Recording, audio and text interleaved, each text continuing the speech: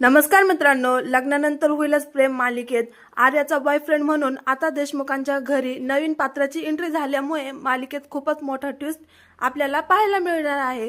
तर आता पुढील भागात असं पाहायला मिळणार आहे की आता काव्याने आर्यासमोर तिच्या बाळाच्या बाबांना भेटण्याची इच्छा व्यक्त केलेली असते। त्यामुळे आता दुसऱ्या दिवशी देशमुखांच्या घरी आर्या आलेली असते।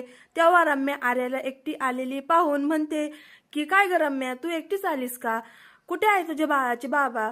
तू आज त्यांना घेऊन इथे येणार होतीस ना? तेवढ्यात लगेच इकडे काव्या सुद्धा आर्याला म्हणते की आर्या कधी येणार आहे तो मुलगा? आता एवढ्यातच इकडे आर्याचा बॉयफ्रेंड म्हणून एका मुलाची एंट्री होते। तर आता आर्याच्या बॉयफ्रेंडला बघून रम्याला तर धक्काच बसतो। नंतर आर्या चैतन्याकडे पाहून म्हणते, ए चैतन्य, बस इथे, तुम्हाला सांगतेच, हाच माझा बॉयफ्रेंड आहे, चैतन्य देशपांडे नाव आहे याचं। तेवढ्यात रम्या म्हणते की हाच तुझा बॉयफ्रेंड आहे, यावर आम्ही कसा विश्वास ठेवायचा? याची काही ID कार्ड वगैरे असेलच की? तर आता रम्या असे म्हणतात इकडे नंदिनीला प्रचंड राग आलेला असतो।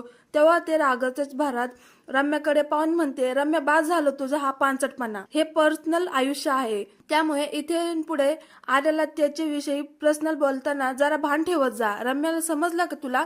तर इकडे दुसऱ्या दिवशी आपल्याला पाहायला मिळणार आहे की आता देशमुखांच्या घरी गुरुजी अतिशय भयानक असे संकेत घेऊन आलेले असतात की देशमुखांच्या घरी खूप मोठे संकटात वादळ येणार आहे, खूप मोठी ओळतापोळत होणार आहे। तर आता असे भातिक करून गुरुजी तिथून निघून जातात।